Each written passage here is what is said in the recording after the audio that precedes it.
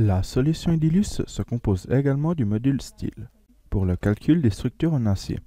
Il est donc possible, lors de la création d'un document, de sélectionner bâtiment en acier. Il est important de préciser qu'il est tout de même possible de réaliser des bâtiments mixtes. Par exemple, nous pouvons utiliser le béton armé pour les fondations. Il est préférable de modéliser les structures en acier directement à partir de la vue 3D, à l'aide des grilles magnétiques 3D. Ces objets sont des grilles qui, à chaque croisement des lignes, créent des nœuds, que nous pouvons utiliser comme référence pour insérer les éléments de notre structure. Donc, dans le menu dessin, nous avons différents éléments en acier. Sélectionnons le poteau acier et utilisons la grille magnétique présente par défaut à la création d'un nouveau document. Comme nous voyons, il suffit de cliquer sur un nœud initial et un nœud final pour insérer le poteau. Même discours pour la poutre en acier. Nous cliquons sur deux nœuds pour l'insérer. Le fonctionnement de base de Idylus est toujours le même. Donc une fois l'objet inséré, nous pouvons le sélectionner et en modifier les propriétés. Par exemple, nous pouvons changer le type de profilé, le matériau, etc. Naturellement, les sections que nous trouvons ici sont toujours les sections présentes dans les archives du logiciel. Donc, dans le navigateur, dans le nœud éléments, puis section en acier, nous pouvons visualiser les sections disponibles pour les différents profilés. En outre, l'utilisateur a toujours la possibilité d'agir sur cette archive, pour ajouter par exemple des sections qui ne sont pas présentes dans l'archive de base du logiciel. Voyons maintenant comment en travaillant avec les grilles magnétiques, il est possible de réaliser des structures avec un niveau de complexité toujours plus élevé. Depuis la vue 3D, nous accédons à la vue grille magnétique. Dans cette vue, il est possible d'ajouter de nouvelles grilles, ou éventuellement de modifier celles déjà insérées. Dans ce cas, nous commençons par modifier la grille par défaut. En sélectionnant cette flèche, il est possible de modifier la longueur du côté dans la direction X.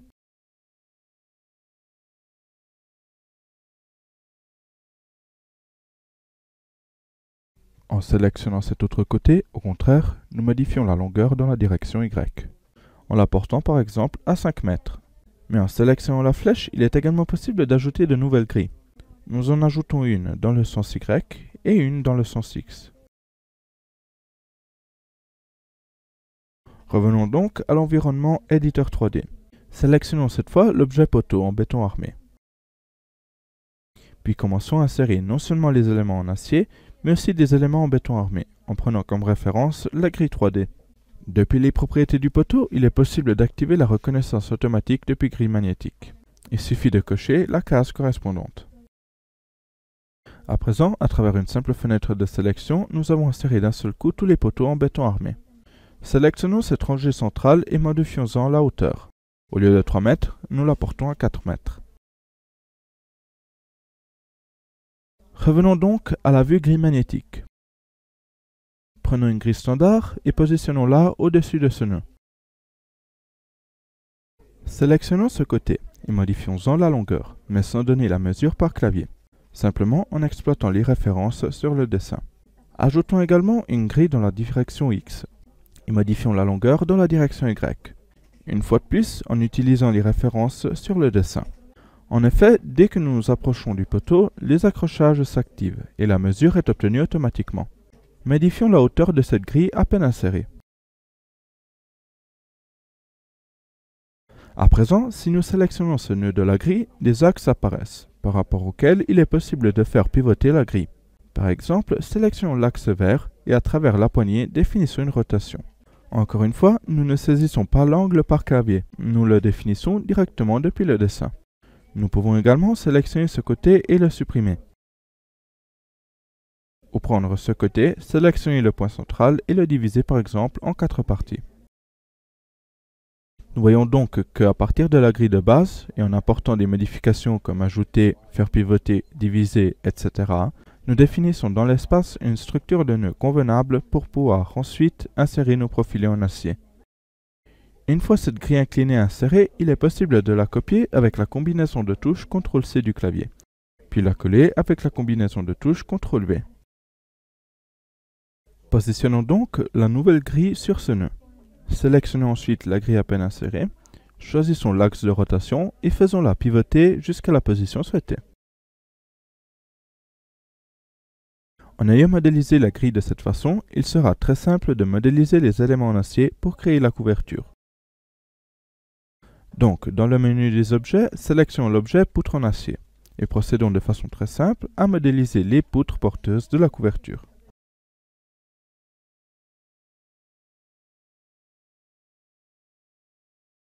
En modifiant la section, par exemple en sélectionnant IPE 140, toujours en définissant nœud initial et nœud final, nous pouvons également insérer ce qui sont les poutres secondaires, en les positionnant au-dessus des poutres principales. Ou encore plus rapidement, en sélectionnant l'objet poutre en acier dans les propriétés, il est possible d'activer la reconnaissance automatique depuis grille magnétique. Positionnons-nous avec une vue du côté de la structure, et avec une simple fenêtre de sélection, insérons toutes les poutres sur un pan,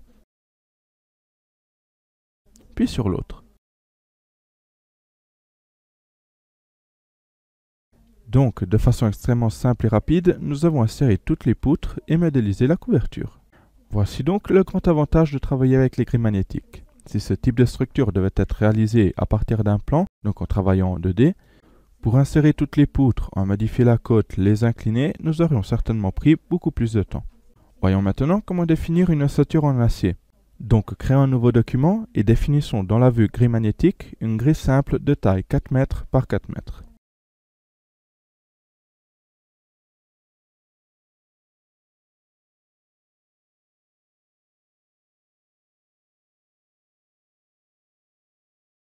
Ajoutons des grilles dans les directions Y, X et Z.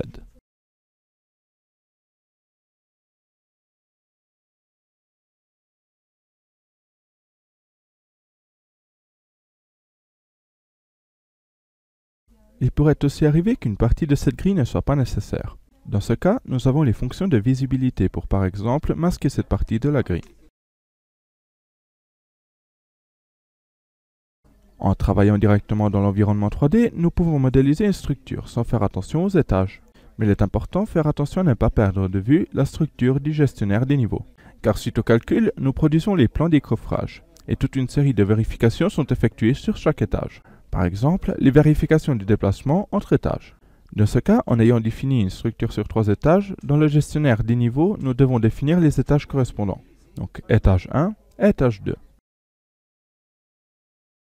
À présent, passons à la vue éditeur 3D et modélisons la structure. Prenons l'objet poteau. Dans les propriétés, activons l'option de reconnaissance automatique depuis grille magnétique et avec un rectangle de sélection, insérons d'un seul coup tous les poteaux. De même, sélectionnons l'objet poutre en acier. Dans les propriétés, activons l'option de reconnaissance automatique depuis grille magnétique et avec un rectangle de sélection, insérons d'un seul coup toutes les poutres.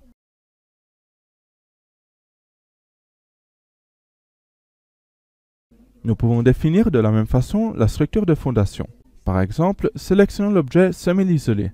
Définissons les propriétés, donc le type de béton, les dimensions, etc.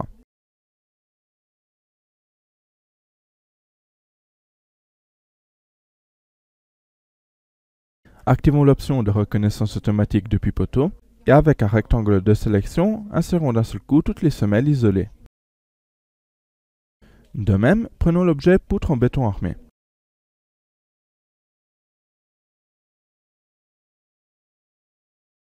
Dans les propriétés, activons l'option de reconnaissance automatique depuis grille magnétique et avec un rectangle de sélection, insérons d'un seul coup toutes les poutres de fondation.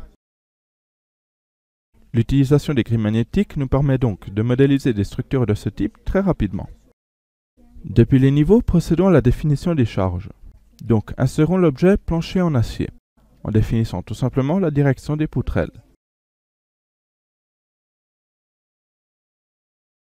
Cela sur tous les étages.